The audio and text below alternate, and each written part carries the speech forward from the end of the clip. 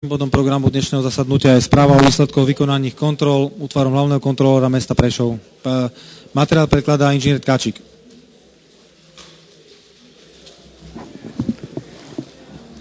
Vážený poslanecký zbor, predkladám vám správu o výsledkoch vykonaných kontrol útvarom hlavného kontrolóra mesta, ktoré boli ukončené ku dňu konania dnešného zastupiteľstva.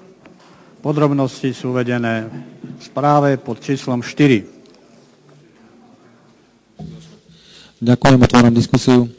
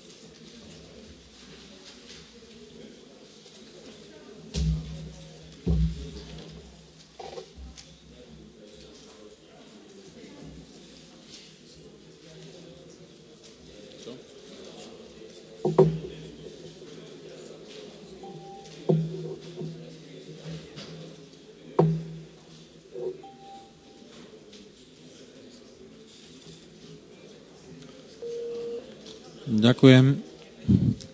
Keďže v diskusii nepadol žiadny návrh na uznesenie, nechám hlasovať o návrhu na uznesenie, ktorý máte predložený v materiáli. Prezentujte sa, prosím.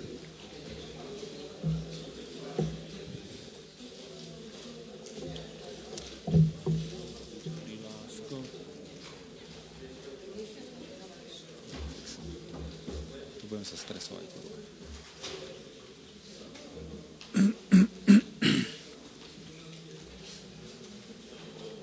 Hlasujte, prosím.